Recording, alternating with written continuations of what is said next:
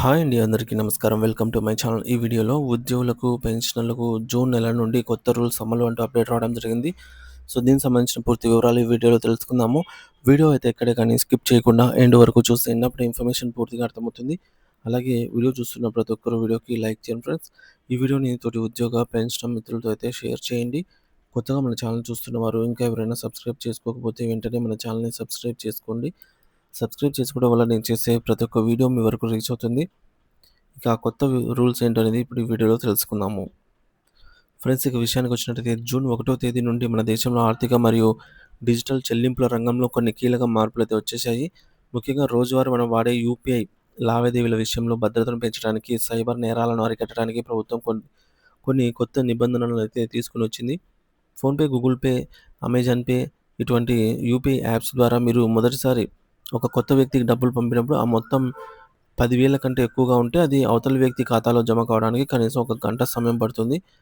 ఈ యొక్క cooling period వల్ల పొరపాటున వేరే వారికి డబ్బులు పంపినా, లేదా మోసగాళ్ళ బారిన పడినా అది ఆ లావాదేవీని ఆపేందుకు లేదా వెనక్కి తీసుకునేందుకు అవకాశం ఉంటుంది. ఒకవేళ మీరు 50,000 కంటే ఎక్కువ మొత్తాన్ని యూపీఐ ద్వారా పంపాలనుకుంటే బయోమెట్రిక్ అథెంటికేషన్ లేదా ఇతర అదనపు భద్రతా వెరిఫికేషన్ అనేది తప్పనిసరి అవుతాయి.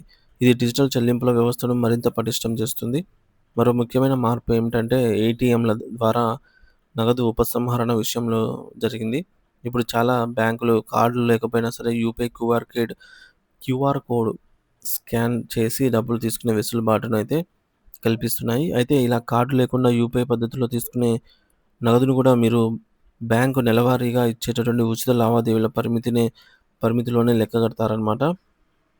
సాధారణంగా బ్యాంకులు ప్రతి నెల 3-5 ఫ్రీ ట్రాన్సాక్షన్స్‌ను అనుమతిస్తాయి. ఆయా బ్యాంకును బట్టి 3 ఇవ్వచ్చు, 5 ఇవ్వచ్చు. మీరు యూపీఐ ద్వారా నగదు తీసినా సరే ఒక ట్రాన్సాక్షన్ వాడుకున్నట్టే అవుతుందనమాట. ఆ గడువు దాటిన తర్వాత చేసే ప్రతి యూపీఐ క్యూఆర్ కోడ్ ట్రాన్సాక్షన్‌కి కూడా అదనపు ఛార్జీలైతే చెల్లించాల్సి ఉంటుంది. కాబట్టి నగదు అవసరమైనప్పుడు ఈ విషయాన్ని గుర్తుంచుకోవడం మంచిది. పన్ను చెల్లింపుదారుల విషయానికి వస్తే 2026-27 ఆర్థిక సంవత్సరానికి సంబంధించినటువంటి ముందస్తు పన్ను అడ్వాన్స్ ట్యాక్స్ మొదటి విడత చెల్లించడానికి జూన్ 15వ తేదీన చివరి తేదీగా అయితే నిర్ణయించారు. ఎవరైతే తమ వార్షిక పన్ను బాధ్యత రూ. 10,000 దాటుతుందని అంచనా వేస్తారో వారు పన్నులో 15% జూన్ 15 లోపు చెల్లించాలి. ఒకవేళ జాప్యం జరిగితే ఆదాయపు పన్ను నిబంధనల ప్రకారంగా అప్పుడే అదనపు వడ్డీ పడే అవకాశం అయితే ఉంది.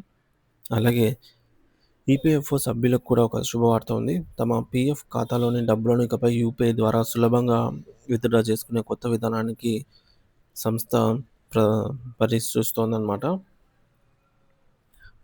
ఇది గనుక అమల్లోకి వస్తే నిధుల బదిలీ మరింత వేగంగా జరుగుతుంది. ఇక చివరగా బ్యాంకుల్లో 5,000 కంటే ఎక్కువ నగదు డిపాజిట్ చేసే సమయంలో కొన్ని సందర్భాల్లో పాన్ కార్డు ఇవ్వడం ఇక తప్పనిసరి కాదనే కొత్త నిబంధన వినియోగదారులకు కొంత ఊరటనిచ్చే అంశమనే చెప్పవచ్చు.